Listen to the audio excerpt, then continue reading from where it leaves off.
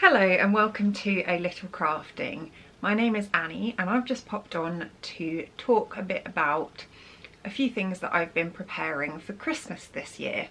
So it's Sunday the 20th of December and yesterday in the UK it was announced that we would now be in tier 4 of our cheer system. So there's 1, 2, 3, 4. 4 is currently the worst.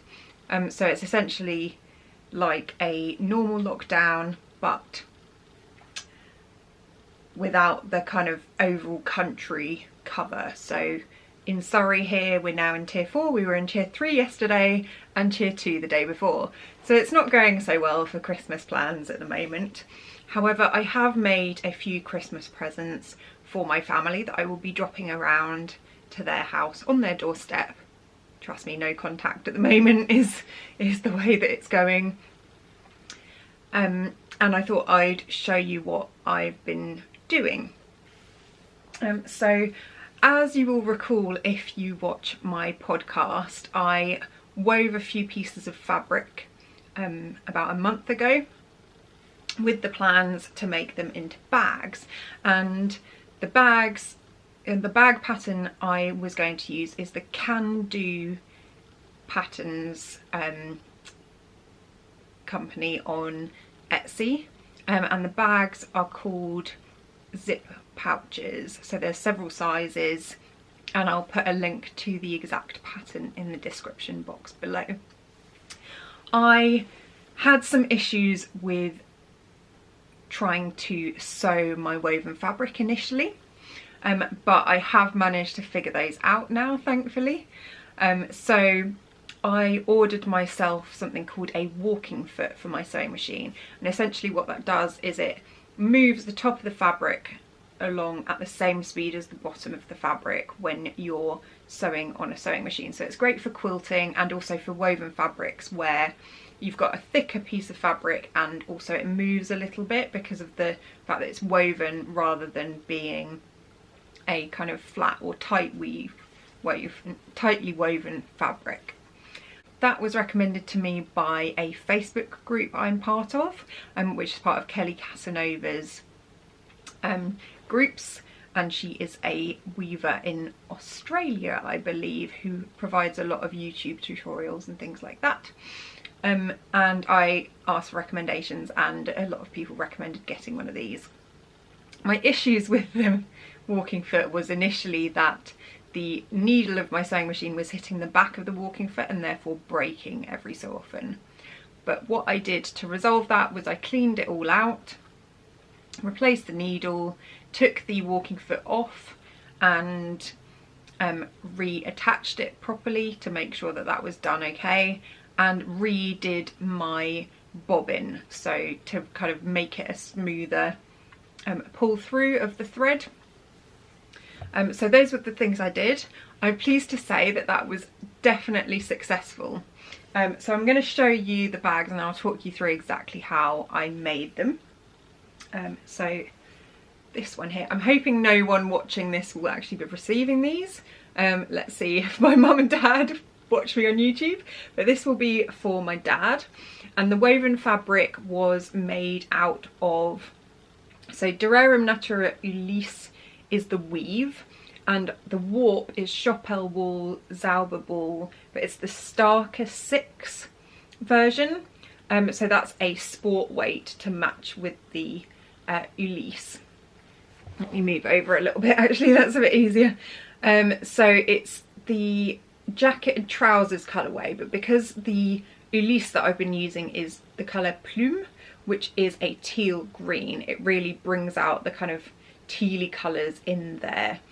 So the Zauber wool looks kind of white, beige, green and teal, and the Ulysse is a teal colour.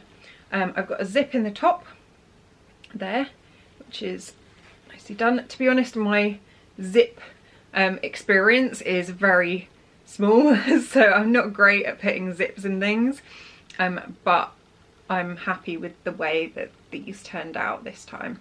So that's the green one for my dad, and then I have two, and I'm not sure which one I'm going to give these to. so for my mum and my sister. This one is a stripy one, all out of Durarium Natura Ulysse. I used the white colour, I think it's Cell, for the warp, and for the weft I used Tempête, Confiture de Rose, which is the, so Tempête is the dark blue, Confiture de Rose is the brighter pink, and Quartz is the light pink colour, and I've got a super bright bubblegum pink zip in the top. There you go. And then finally, this is again one in white and the Confiture de Rose colour, which I really like from Durarium Natura Ulysse. So Cell and Confiture de Rose. And I've also got a really bright pink zip in the top. That one's really nice as well. I think out of everybody I've shown these to, this is their favourite. So it's going to be a bit tricky to decide who I'm going to give each of these to, whether it'll be my mum or my sister. We'll see. I might randomise it, wrap them up, pretend I like move them around a bit and just pick one up to give them. As we won't be seeing them for Christmas this year, I'm going to just drop one around to my mum and then possibly post one to my sister. So those are the bags. I will also just unzip this one and show you the inside. There you go. So I've got some really nice just plain fabric on the inside as a lining as well. So in terms of the process,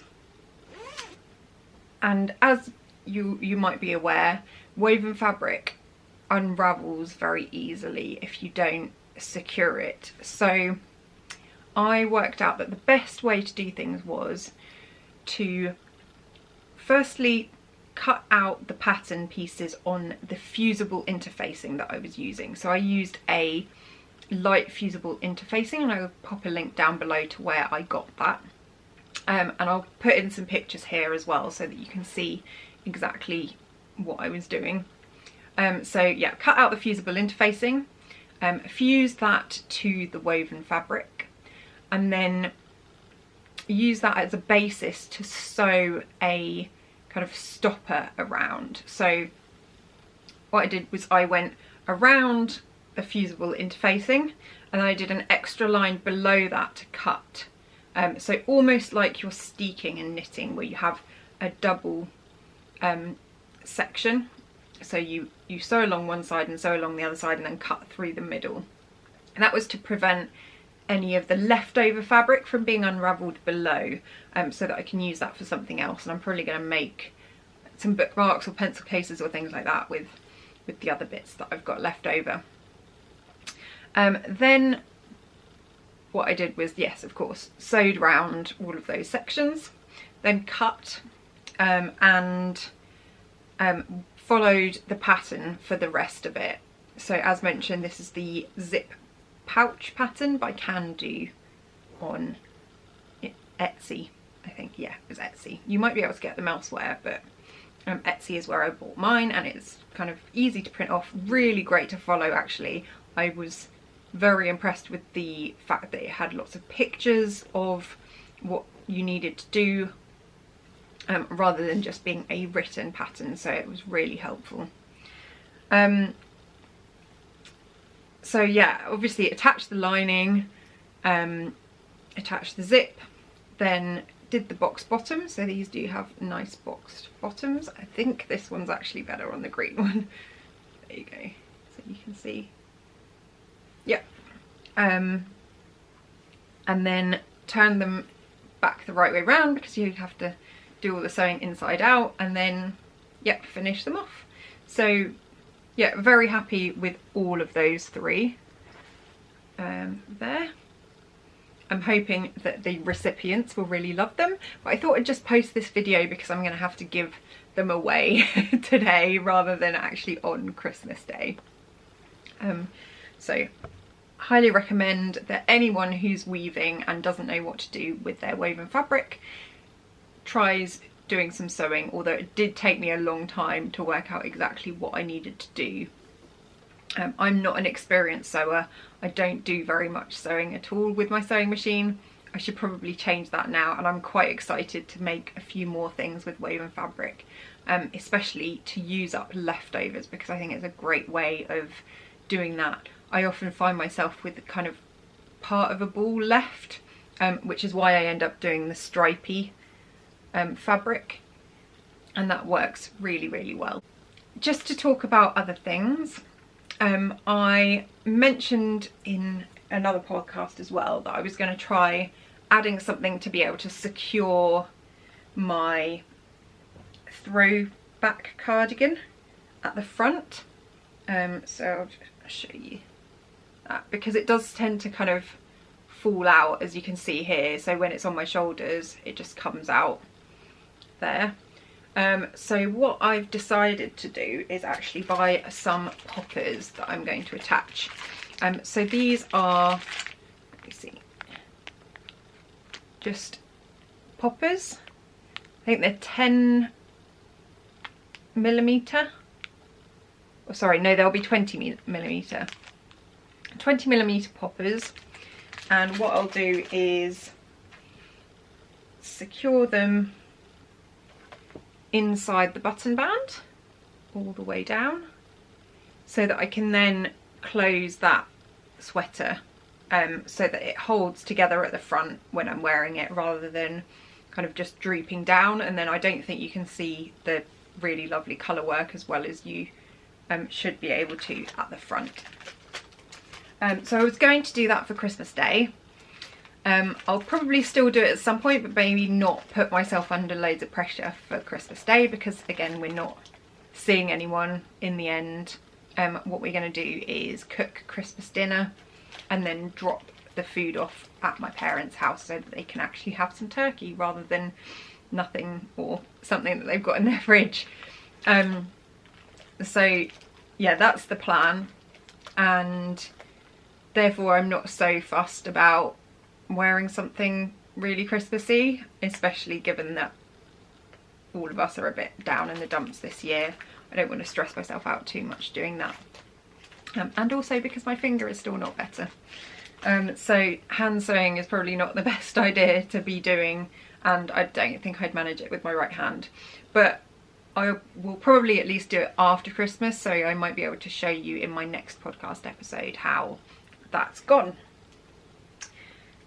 Other plans for today are making some of my Christmas shortbread, and this is actually what's called bishop's fingers. I am using a recipe by Mary Berry in her baking Bible, and I'll show you a picture without kind of doing the recipe too much. So cover that up. There you go. So they are actually almond shortbread. Let me put it this side and then you can see, and I can still hide the recipe. So it's almond shortbread, and it's really nice. It includes a lot of ground almonds and a lot of butter. I double this recipe, but I'd urge you, if you really like almonds and shortbread, to have a taste. It's really, really lovely, and what I'm going to do is just pop some on my friend's doorstep and the doorstep of a couple of other people who we won't be able to see for Christmas this year, but we would normally, just with a card, so they've got something nice at the moment to open up and eat. And that is pretty much it. I'm going to be organising some Zoom calls with friends and things like that after Christmas, as well as on Christmas Day, because I think that's the only way we're going to see people this year, and it doesn't look like the lockdown or the tier 4 system is going to be easing anytime soon, particularly with the new strain that they've now discovered, and is apparently running rampant through the southeast of England. So again, I'm staying at home most of the time, wearing a mask when I go out, washing my hands constantly, trying to do all the things to prevent the spread of this horrible virus, and fingers crossed we'll all have a nice relaxing Christmas this year, and make the most of quiet time, maybe watch a few films, play some games, just me and my husband, and to enjoy ourselves a bit and do lots of cooking. Merry Christmas and Happy New Year to everybody who is watching. If you liked this or this episode, or whatever you want to call it really, podcast, random little interjection, please like and subscribe, and I hope to have another chat to you in the new year. Thanks very much. Bye.